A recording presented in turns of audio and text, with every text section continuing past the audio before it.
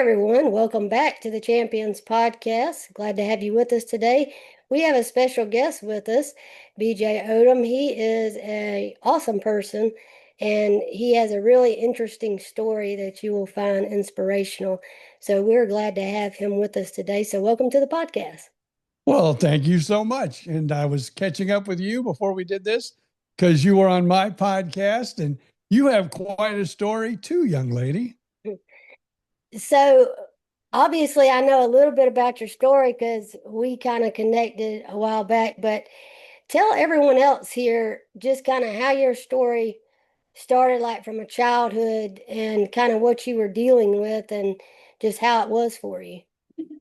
Well, I was from a small town, so, no big time doctors, but they knew something wasn't right. I could hardly, I was like behind all the other kids. And so they decided to take me, to the local doctor. And the local doctor says, hey, this is way above my pay grade. You need to take him to a larger facility or, folks that know more about maybe what's wrong with him. And what they decided, I was a blue baby. So at 22 months old, I had a blue baby surgery, went in for the surgery. They, opened me up. Nowadays, I usually put a zipper down your chest. Well, this one wrapped from the front of my chest all the way to my back. That's how they opened me up way back then. And when they got in there, they found out I was not a blue baby.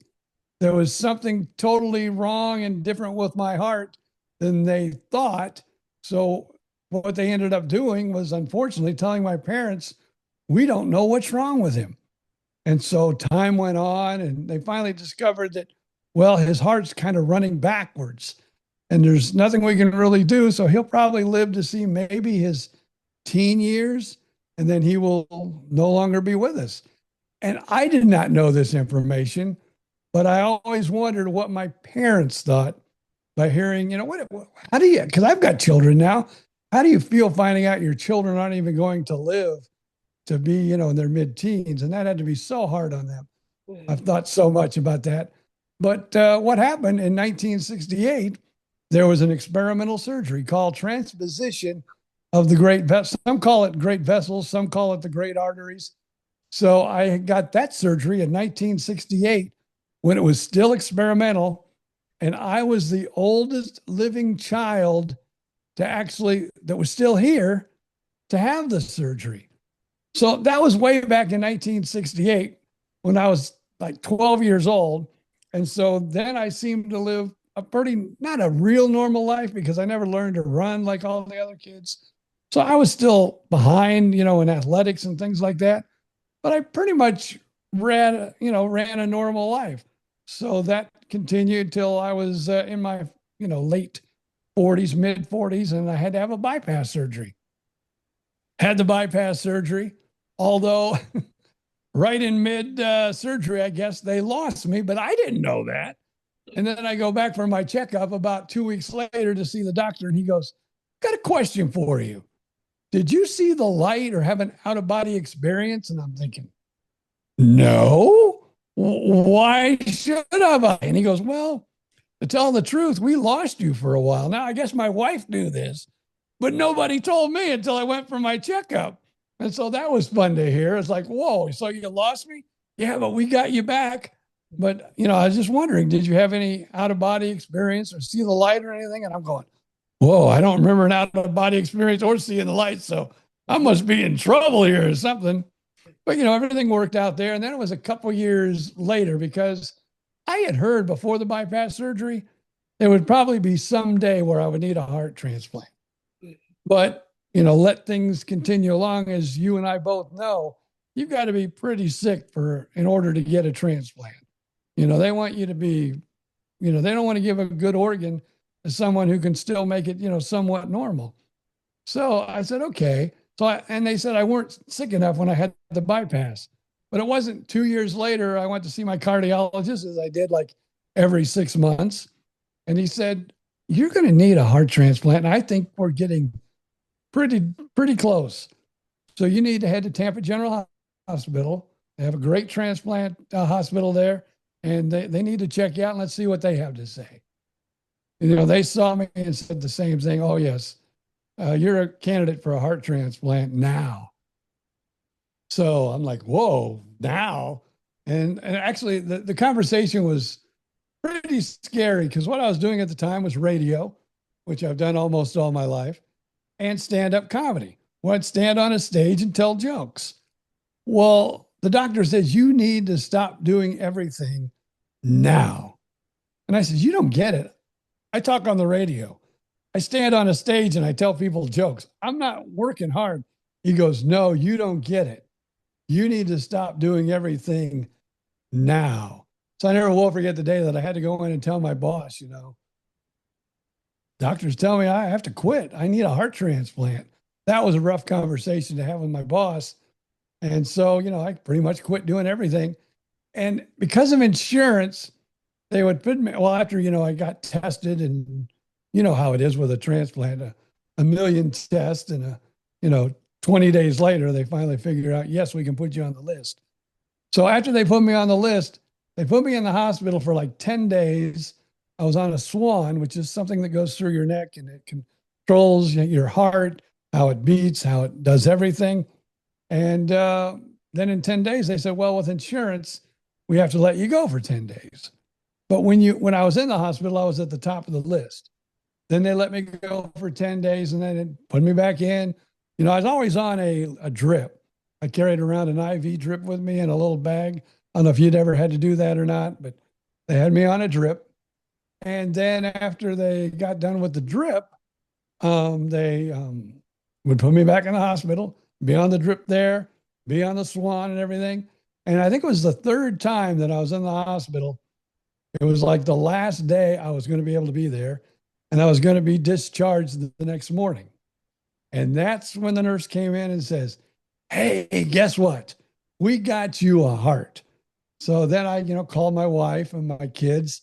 My daughter was still living at home, but my son was already out on his own. So he was the first to make it to the hospital about 5 o'clock in the morning. And then my wife got there about 6 o'clock, and I thought, well, it's going to happen anytime. Didn't end up happening until that evening, but that was the magic heart transplant. And woke up the very next morning. In fact, they told my wife, he's going to be out for a while. He's not going to want to do anything. He's not going to be coherent. He's going to be out of it. You can go home. I mean, go back to because we were about 2.5 hours from the hospital. So she was staying there in town, got a hotel. And I called her up about 8 o'clock in the morning going, I'm awake. I need my reading glasses. Can you bring them in? And so she did. And I also called my morning radio partner, Bill Stevens. He was on the air that morning. And I called him and said, because the doctor said probably in about 2 months I could go back to work. Called him, said, I'm coming back to work in 2 months. I got my heart. I got my heart. And he was all excited and we were all excited. So the part of that was really the transplant, but it was also probably the sedation they give us with the painkillers and everything, making you want to go oh back yeah, to everything the next morning. Yeah. the prednisone too, man. Whoa, I was like a wild man on that prednisone.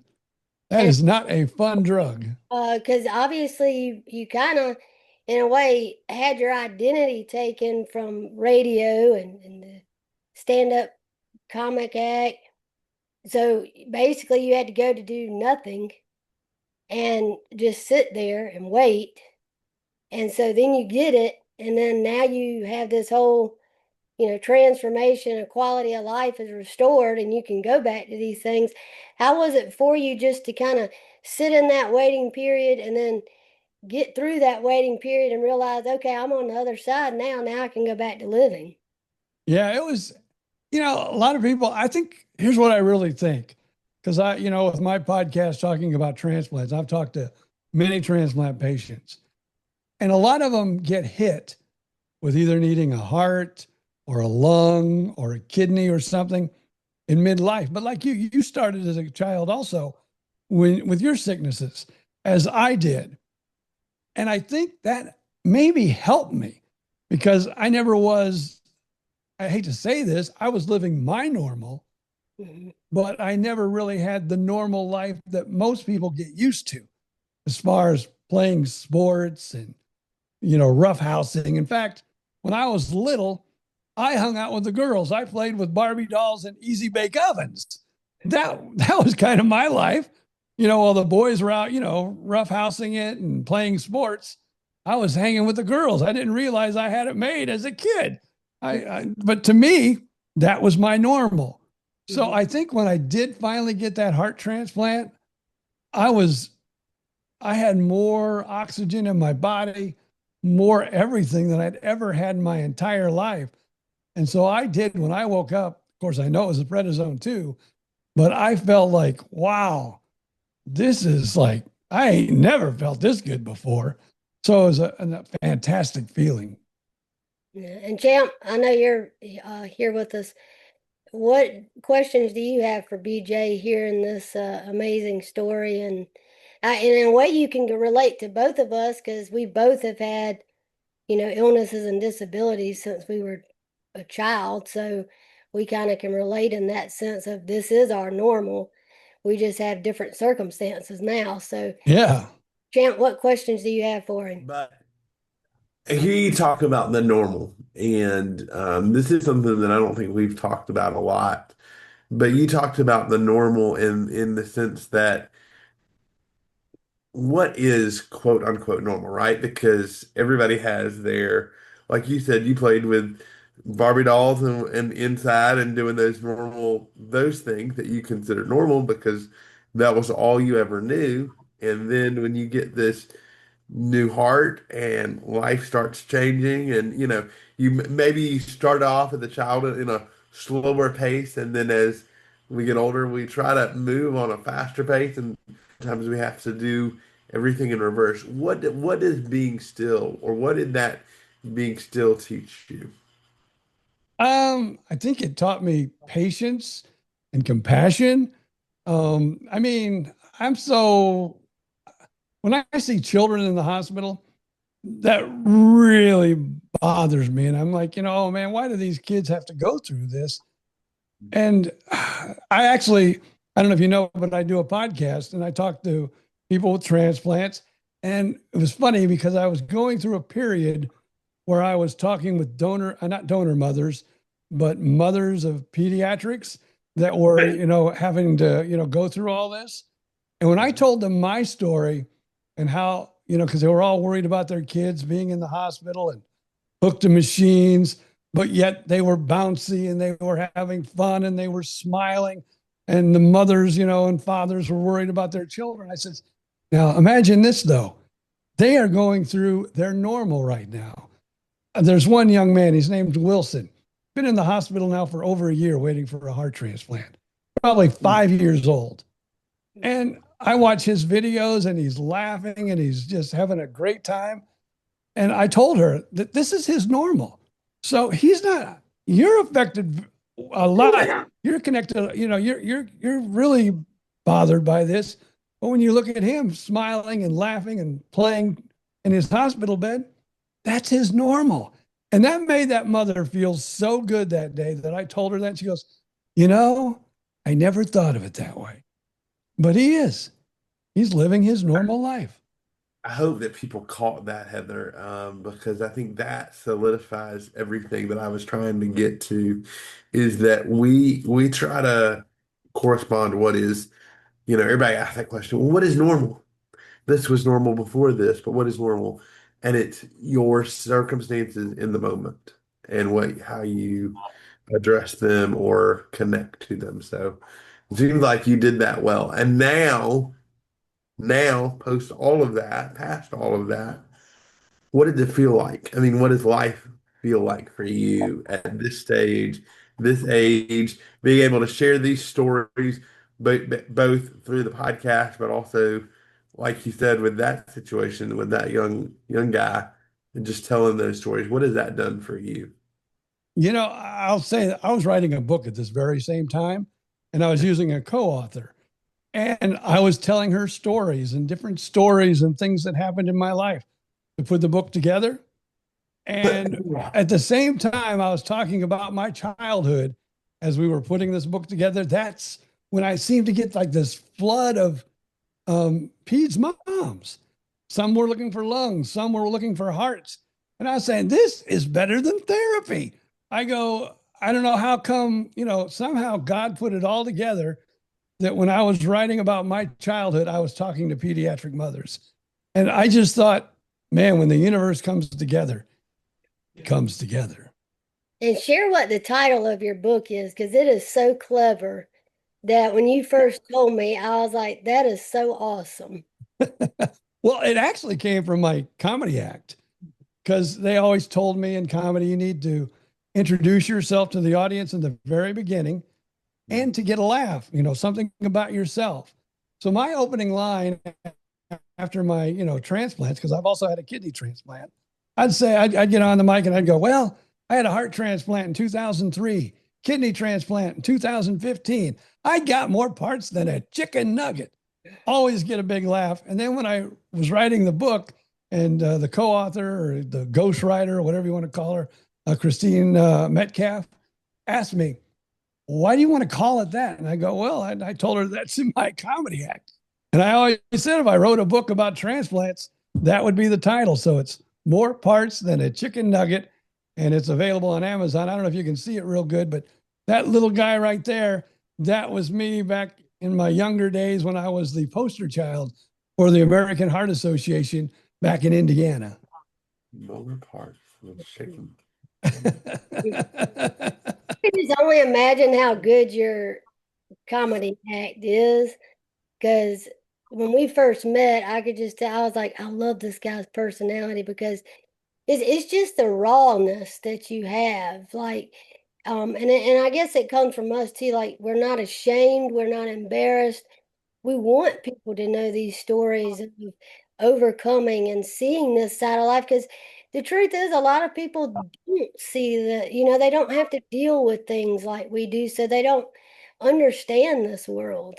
And so by sharing, whether it's a book or a podcast or whatever it may be, is sharing these stories that just impact and like you said, just community.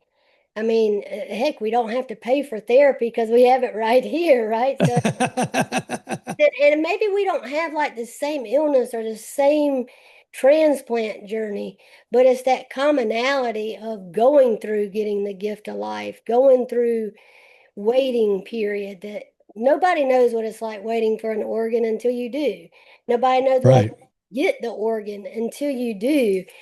And so then it makes you want to shout it from the rooftops about organ donation. And how is organ donation just brought, because you talk about the community, how has it brought so much in your life? Because I remember when I first heard about transplant when I was 10 years old, I didn't think that this was the type of community. And then when I was thrown into it, I was like, oh my gosh, this is truly amazing. I found my people, because like you can talk to someone, and even if they're not going through the same thing, they get it without a word being said. They know about the germs. They know about, as we talked about, the doctor's appointments, and maybe next week turns out a little bit differently than you thought, and just living with gratitude every single day. That is it. And now let me ask you a question, because you were like me, Mhm. sick as a child, and like I'm doing the stand-up comedy. But I think that has always been, even as a little child, being the funny guy and doing jokes and laughing everything off. I think humor was my defense mechanism. And I don't know, was that maybe for you too as growing up? Because Yes. that was it wasn't, I wanted to be funny, I don't think, but I learned to be funny because it was my defense mechanism.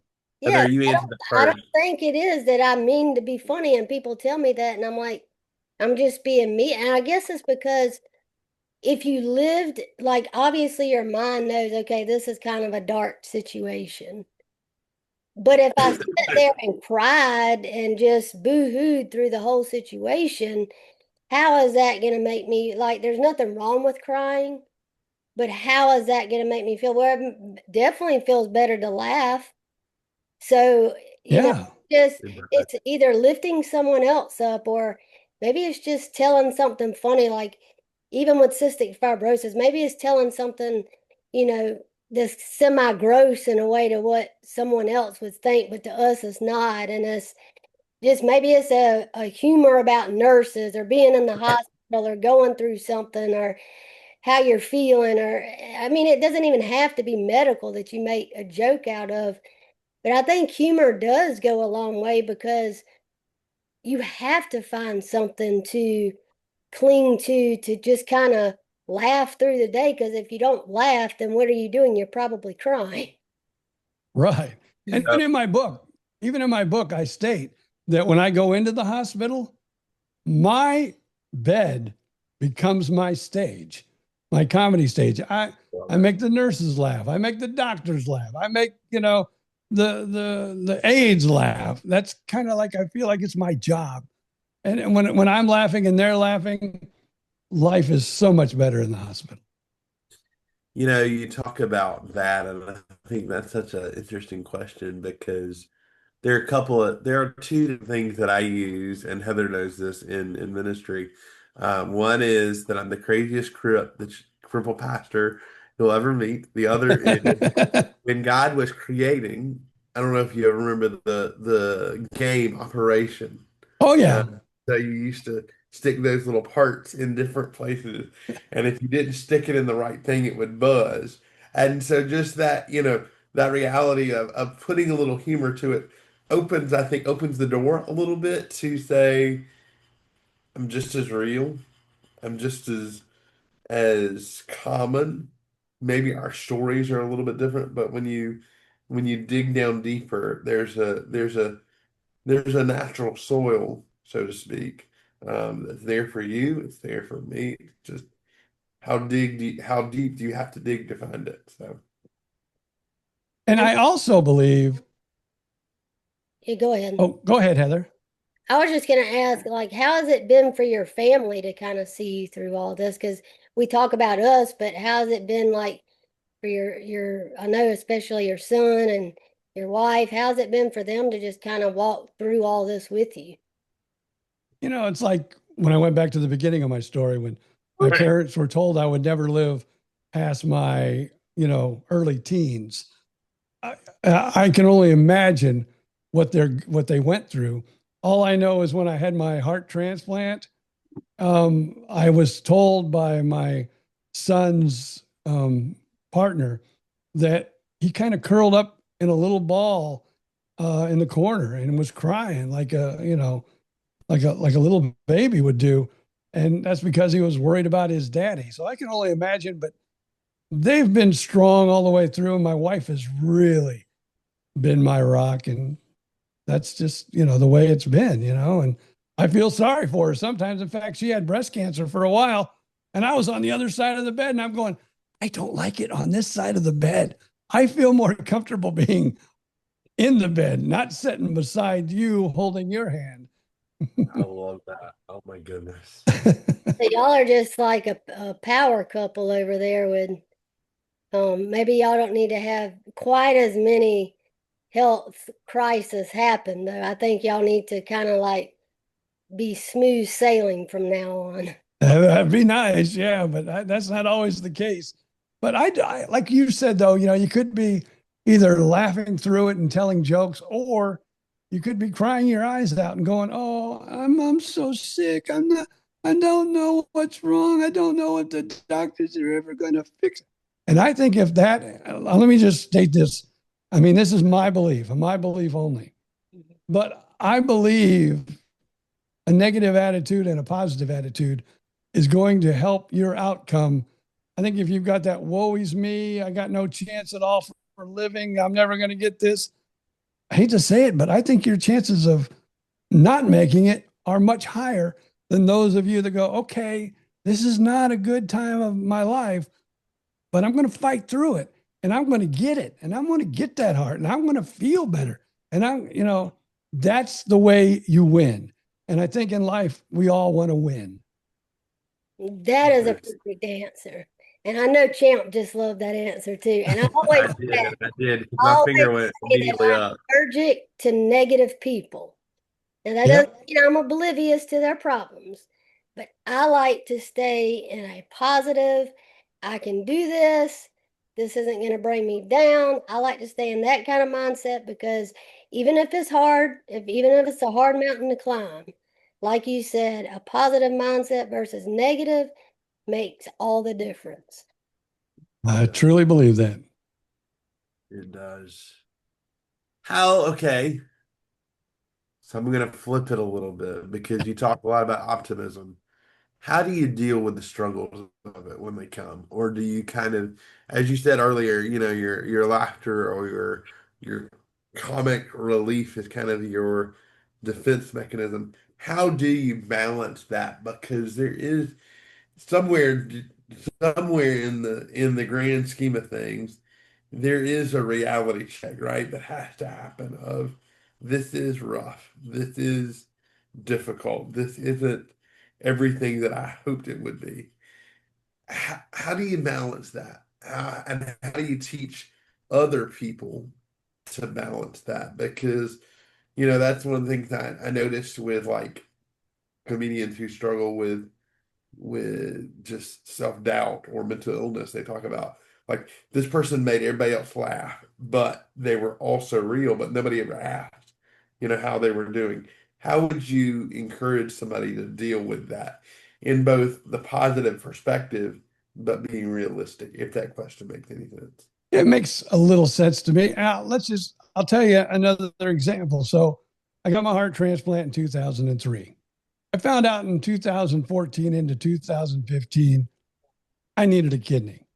I had to go on dialysis. My world changed again. I was back doing comedy. I was on the road. I was touring nationally. I was still doing some radio stuff. I go, oh my gosh, my life, it's great again. It's like I'm at the I'm everything's back together again. And thank you, Lord, because it's all back together.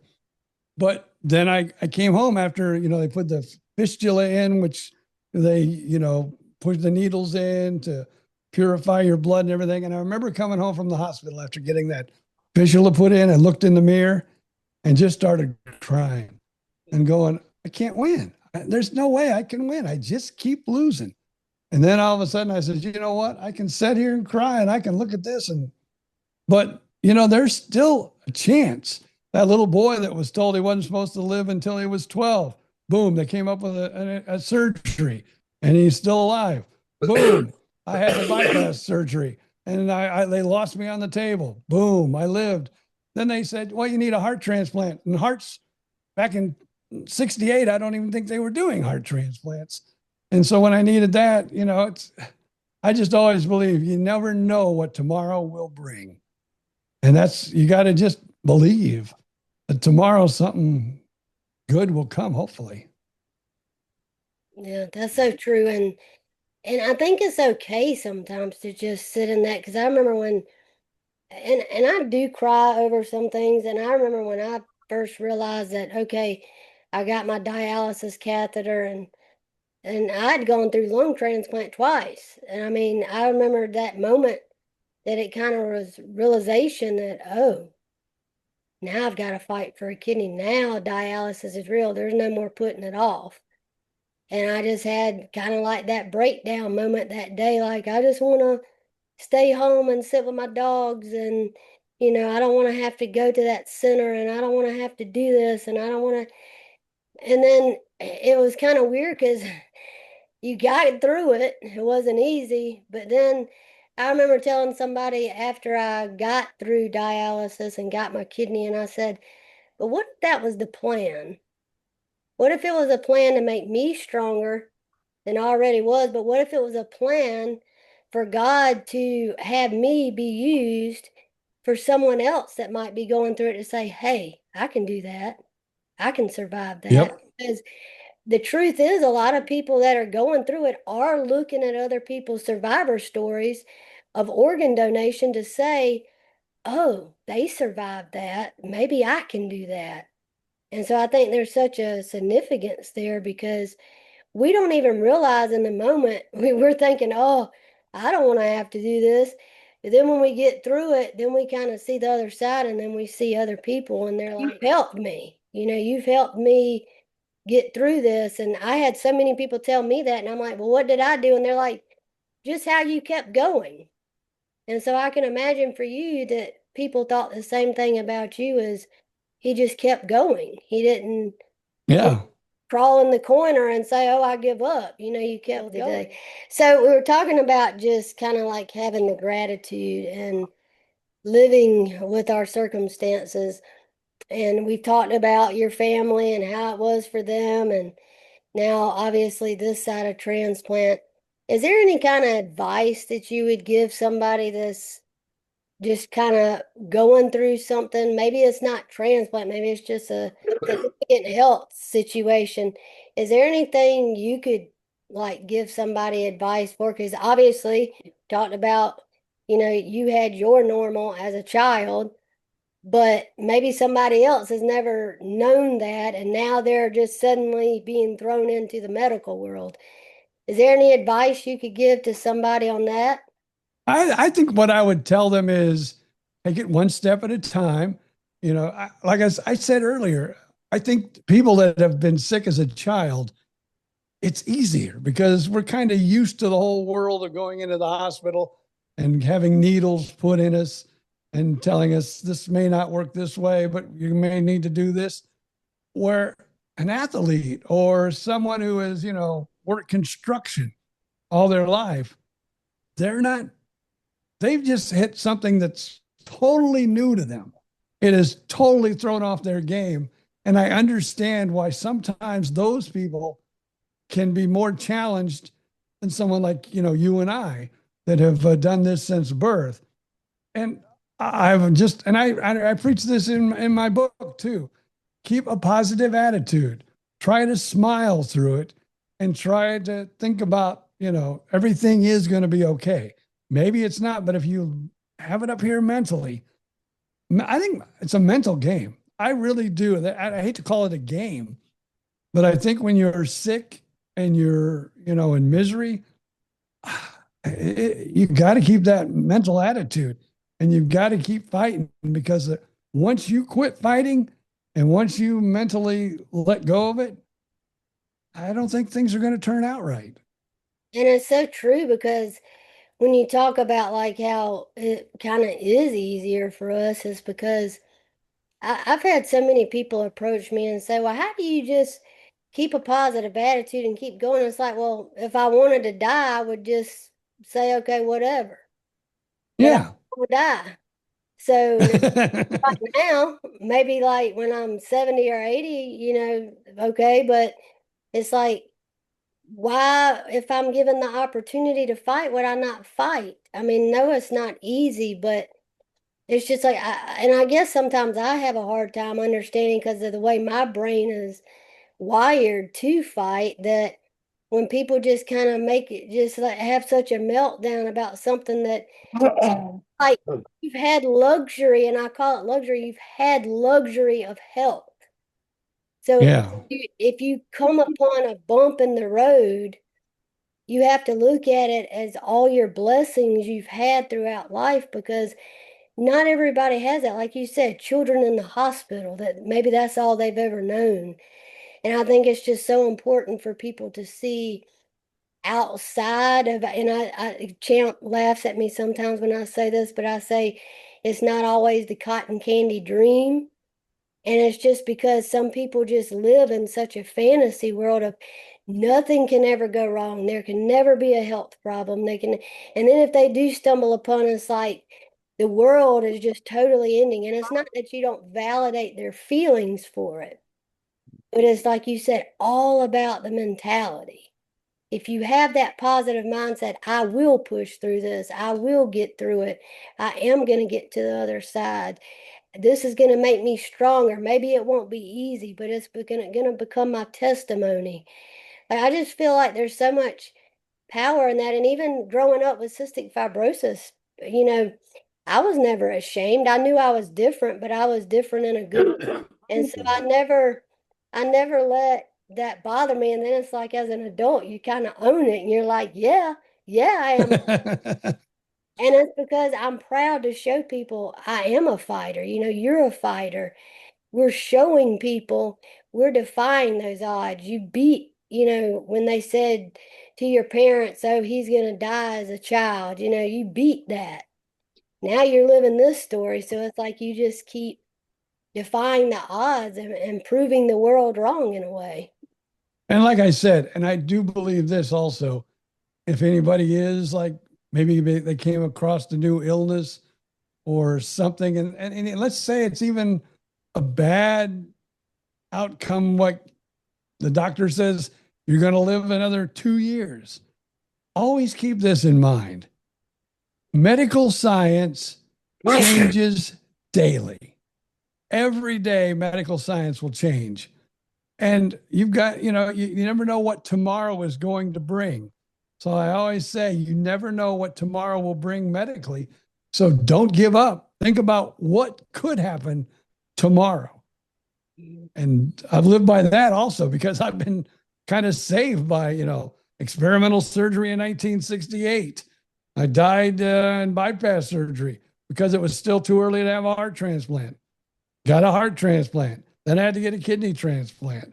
Everything kind of evolves. You never know what tomorrow is going to bring. Always think about that because medical science changes daily.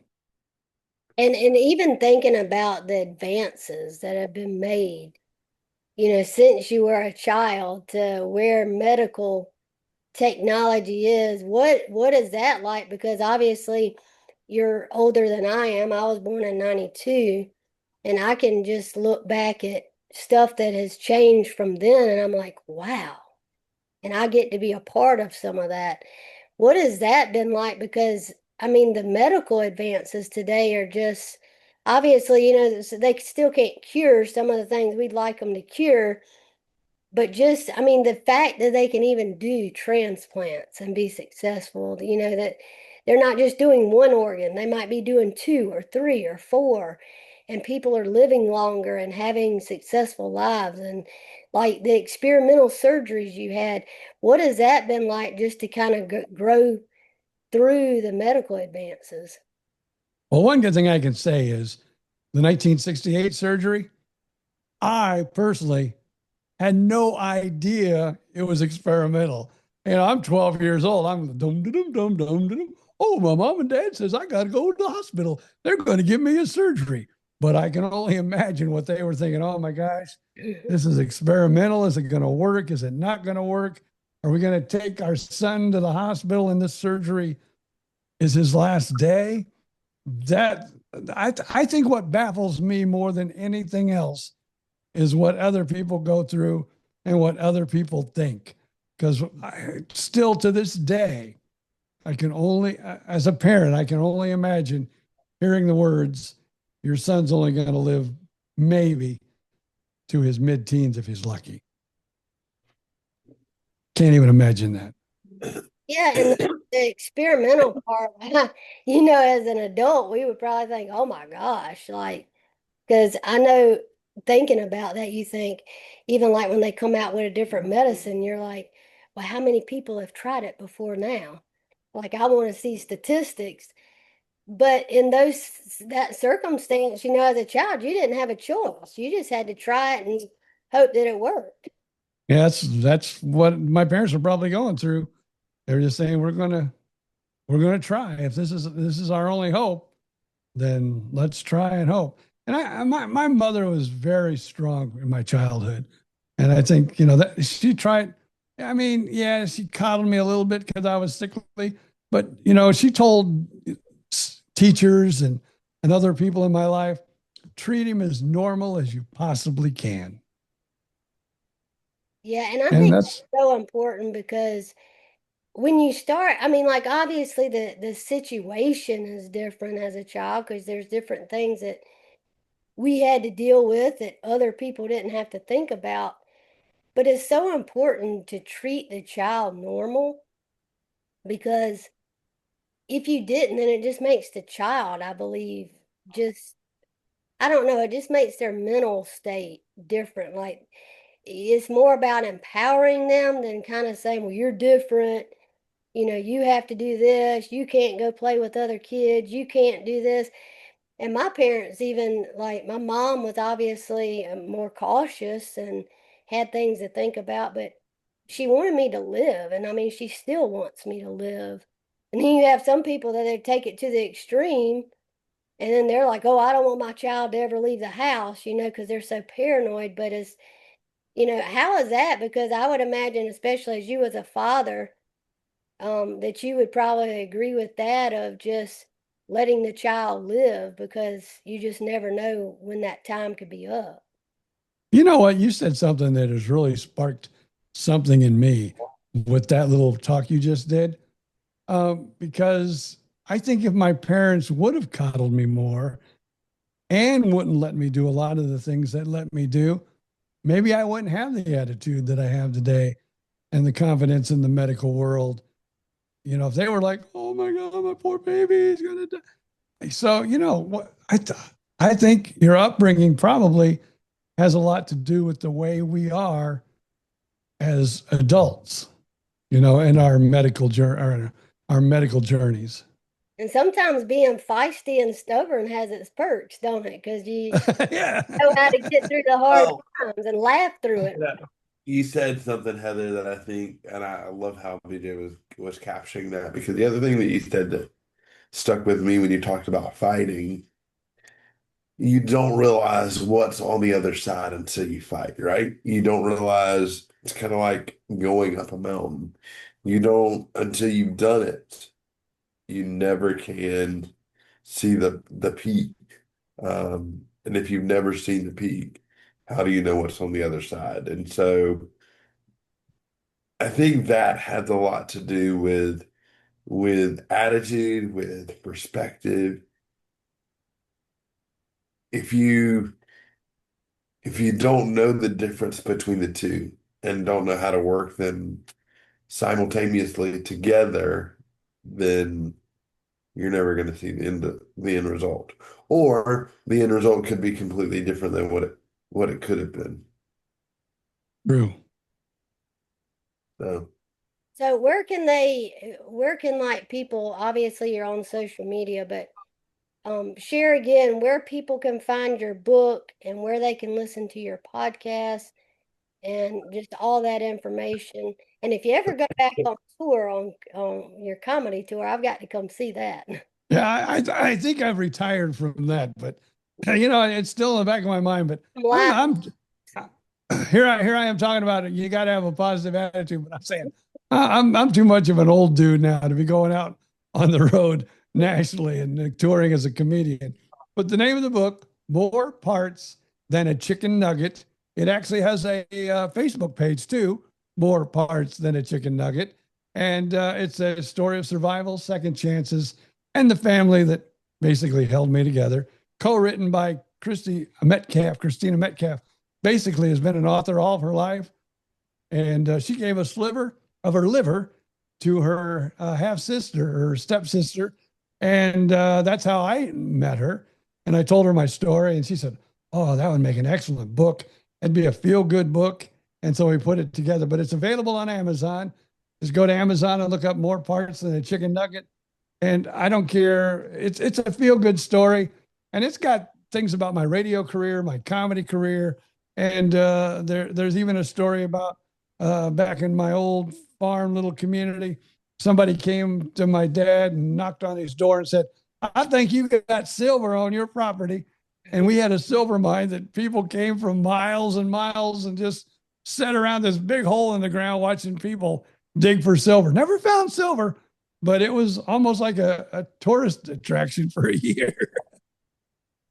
Well, Mr. BJ, I thank you so much just for sharing your story and your friendship. It's been an honor and a blessing for me just to connect with you, over this past year. And I just think there's so much power in your story and just what you're doing, not only the book, but just giving other people the community and the platform with your podcast and just being so open and honest about your story because some people would want to hide it, but just sharing it, like you said, it's therapeutic for you as it is for other people, and I just think that's so awesome. And so we're just so excited that you were able to come on here and share this. And I still listen to the podcast, and I was honored to be a guest on it as well. And so just keep doing what you're doing. And I hope people will check out your book as well because um, like I said, you're an awesome person, and it's been an honor for us to get to have you on here today. Well, thank you. And again, that podcast, Gift of Life, the Organ Transplant Podcast. And basically, what I do, as you know, I let people come on and tell their stories in their own words. And, people often ask me, hey, can I talk about religion, or can I talk about this, or can I talk about that? And I say, it's your story, and I want you to tell it in your own words. And that's basically what we do. And then, of course, if you want some fun and some giggles, my old radio partner, Bill Stevens, we do a podcast called BJ and Bill, the podcast. And we just are two old guys that talk about life. And that's basically what happened this week in our crazy lives. And we let people know. So, yeah, I'd love for people to join the podcast. And if you can, like I said, it's just a feel good story. And I don't care what's going on in your life. Everybody needs a feel good story. More parts than a chicken nugget, available on Amazon. Well, thank you so much, and we hope y'all enjoyed this episode of Champions, and we'll see you back next week.